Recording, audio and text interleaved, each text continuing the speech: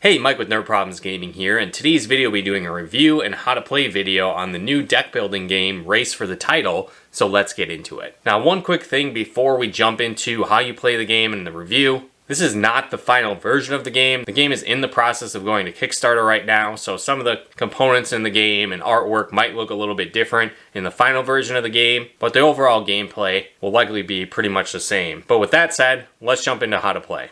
Alright, now that we got the game out, let's walk you through how you set up the game and how to play, and then I'll jump into my review after that. So to start off, players will choose what team they want to manage. So in this case, let's say we're playing a two-player game, we'll do the sporting manager and the racing manager. And then the players will choose the specific color, die, and marker that go with that. Now once players have their manager card, their starting die and token, you'll then form your starting deck. And so the starting deck consists of 4 program sales cards, and then 6 youth players. So it'll be broken down by 2 0-1 youth players, 2 1-1 youth players, and then 2 1-0 youth players. And that forms your base deck. So you'll shuffle these up and then lay out 5 face up to form your team lineup. And both players will do this at the same time.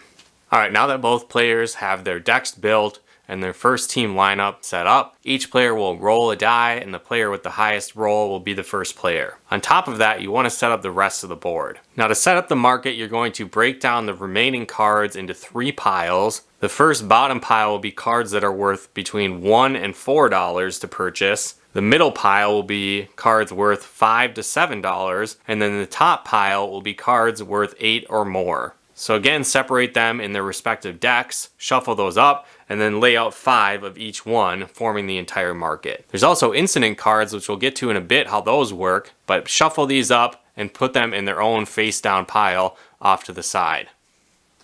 Also, if there are any extra youth players or program sale cards left, set them off to the side of the game as you won't use them for the rest of the game. Also, set up the league table in reach of everyone so you can track points as you win games throughout the season. Alright, so now that the game is set up, let's walk you through how a turn works. So each turn is broken down into multiple steps. Some of them are optional, but some of them you have to do. Now all of these steps do follow a certain order, and you need to do them in that order. But again, some of them you can skip if you want. With that said, to start off, you use any action cards that you have in your hand. At this point, I don't have any of those, but something like a red card, if you purchase one of those later, you could use that at this time. You can play a match, and so how that works is you choose another player and then go against them. And so as the attacker or home team, you'll look at the green numbers here on the right, and that will add up to your attack total. So in this case, I have 3. And then you'll go against the defending player and their defending total. So in this case, they have 4. Now after that, it's 3 versus 4, but each player will roll the die. And so again, you got 3, so a total of 6, and then 4 plus the 5 for a total of 9. And so in this case, this player lost the match, so they don't get any points. But now the red player won the match, they'll get 3 points, and you would put that on the chart over here. Now something to note, when you're the home team, or basically it's your turn and you decide to play a match, you'll get $1 for hosting the match. Another thing to note is that if you play the league leader and you're the home team, you get an extra $1. So again, if you host a match, you get $1. If you play the league leader, which is the one player that is in the lead on the chart and has at least 10 points, you'll get an extra bonus $1 for hosting that match. Now again, you don't have to play a match, it's just an option, and after that you can spend your money. So in this case, this green player, it's their turn, they lost, and it's the start of the game, so green doesn't actually have any points yet. So they get $1 for hosting, and then 2 more for their program sales. So I have $3 I could then spend in the marketplace. So again, I could try and get better players, I could buy things that will give me more money on my turn when they come up. So in this case, I'm gonna buy this goalie, which is worth 3. So you can see they have a 3 defense, but no attack because they're the goalie. And then this would go into my changing room or my discard pile. So again, all of these cards would get discarded. I would flip up 5 new cards. And again, this would form my new lineup. I'd flip up a new card to fill that spot. And then it would move on to the next player's turn. And so you'll still have these cards out to start your turn. I could use any action cards, which I don't have at this point. I could play a match if I want. So let's say I go against this player now. I've got only 2 attack. And they have 1, 2, 3 defense, but again, we'll both roll to see what we get.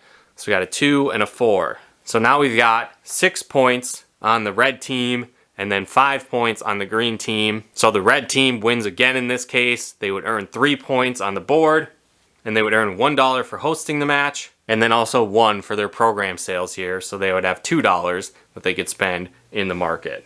Now if you tie in a match, each player will get 1 point. The winner of the match gets 3, and the loser gets 0.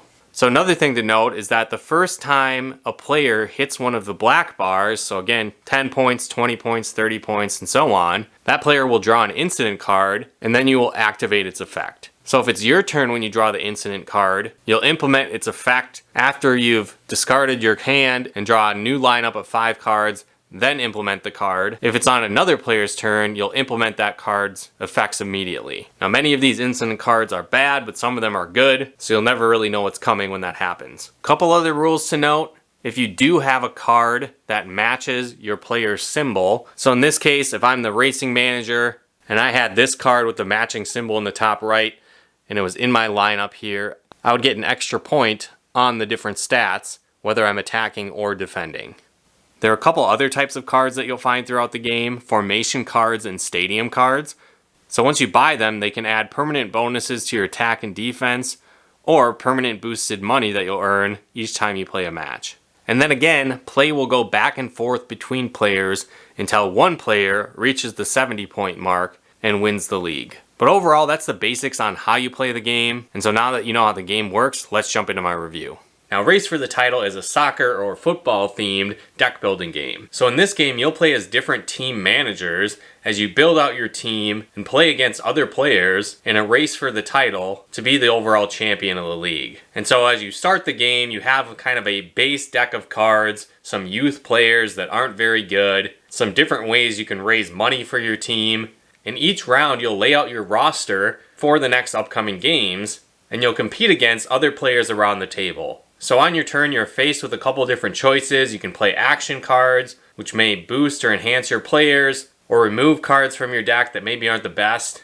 You can challenge other players, so if you think your team is going to win, you can go against them. Or you can simply pass and move on to the buy phase, where you can purchase new cards to upgrade your team, add new players to your bench, and much more. And so I think the game definitely has a lot of replay value. Each experience is going to be a bit different. There's different teams you can choose from, and throughout the different decks you can buy cards from in the market, some will have better defense, some will have better offense. Others might match your team type, so you'll get extra bonuses if you add them to your deck. You can find new ways to earn money and increase proceeds to get better players, and much more. So there's a wide variety of how you can build your deck, and it really ups the intensity as many players will be competing over the same market of cards to build the best team. So one thing that's a bit unique about this game is the fact that you can see other players' hands or their bench laying out on the table at all times. So this can really give you a good indication on whether you think you'll be able to beat them in a match or not. But at the same time, you'll add up your different cards that you have on the table, and then both players will roll a die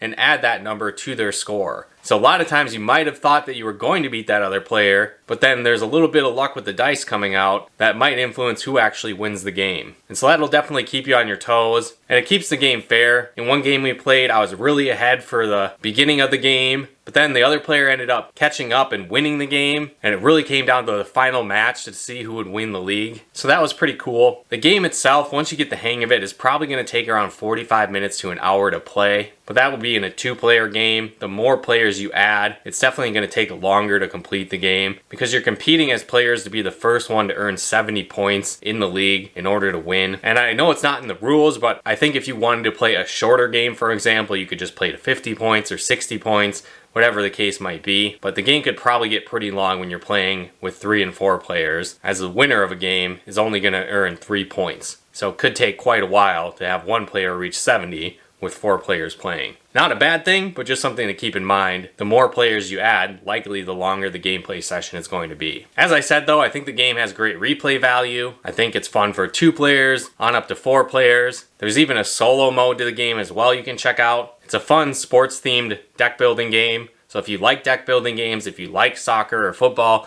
I would definitely recommend checking out Race for the Title. It's also in Kickstarter right now, so if you want to check that out and support it and pick up a copy there, There'll be a link in the description below where you can do that and learn more about the game. But if you guys like videos like this on video games, board games, and everything nerdy, check out one of our other videos here. And if you haven't done so yet, be sure to subscribe and turn on the bell notifications to get the latest updates of new nerd videos we put out. But once again, thanks for tuning in, and we'll talk to you more soon.